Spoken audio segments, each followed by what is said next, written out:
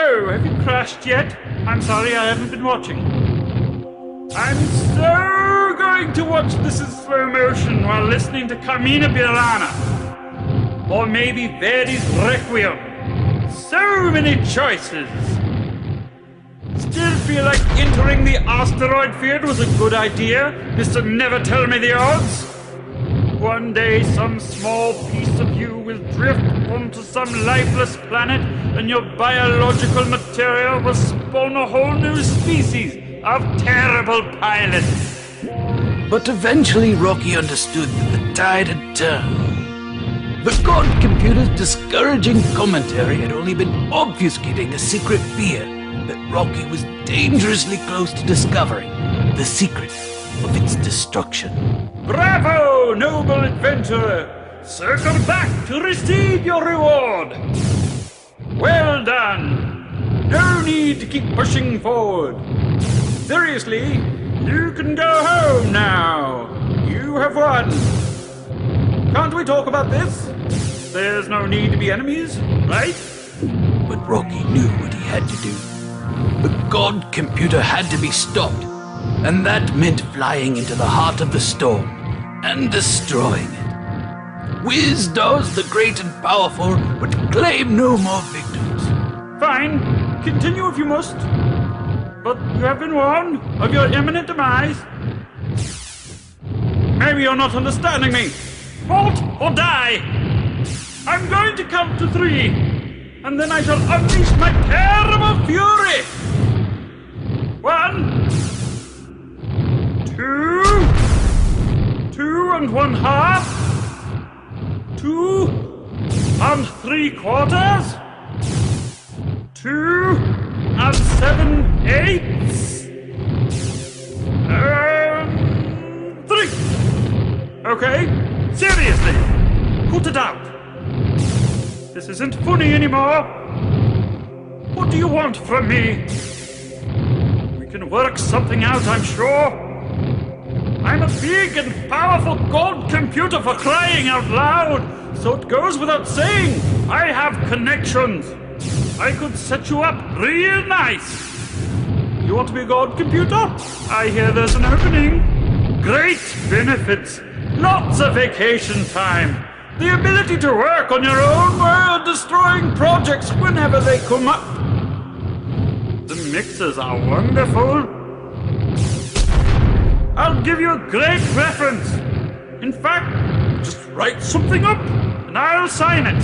Rocky piloted his Skyrunner down the center of the Mad God's power core, scarlet tendrils crackling along the sleek hull of the craft's blackening nose.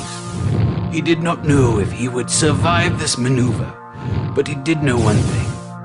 He was the arrow, and this was the heart of the beast. No!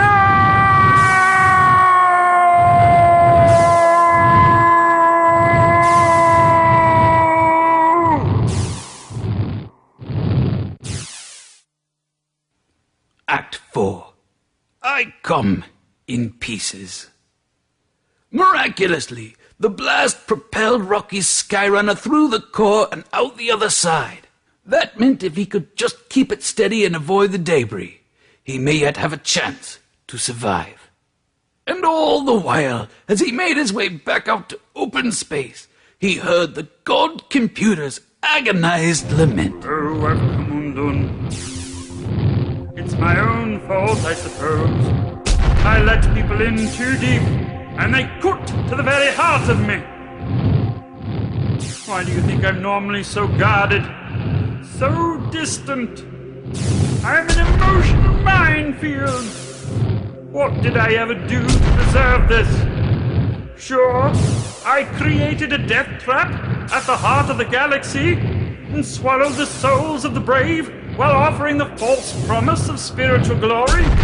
Who doesn't have their little peccadillos?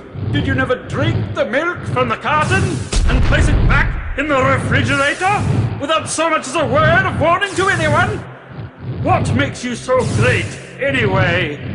Oh, look at me. I don't make meals out of the hearts of heroes. Aren't I grand? I suppose you're feeling pretty pleased with yourself right about now, aren't you? You made it to the core of the asteroid field and unmade the mighty Wizdors. I hope you're happy. Jerk! I never wanted to be a god, computer. I never asked to be made. Oh, the humanity. Cuss my programmer's cruel heart. Captain Tight Pants, Captain Tight Pants. He's the man with the tightest pants. I never wanted this. I wanted to do theater. We few, we happy few, we band of brothers. For he that fights alongside me this day shall be my brother. Be he ne'er so vile, this day shall gentle his condition. And gentlemen of England now abed shall think themselves accursed they were not here, and hold their manhoods cheap, whilst Denny speaks, who fought with us upon St. Crispin's Day. That's the light you're extinguishing from the world. Act 5. Over the Rainbow. As Rocky exited the great stone head, he was relieved at least to be free of the god computer's prattle. But he was not safe yet. Before him was the asteroid field that protected Wizdoz's carven image, and behind him came the shockwave of its destruction. The pure density of the field was enough to close in on him as he fought to free himself of it. But the antimatter explosion of the god computer's power core had spawned a singularity akin to the gravitational pull of a collapsed star. Nothing remained but to stay the course. He could not reduce his speed or he would fall victim to the blast, but he could not risk increasing his speed with asteroids in his path.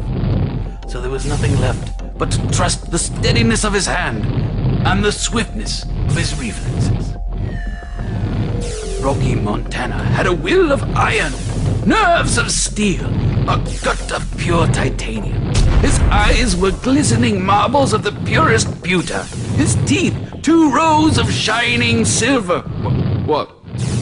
Too much? Sorry.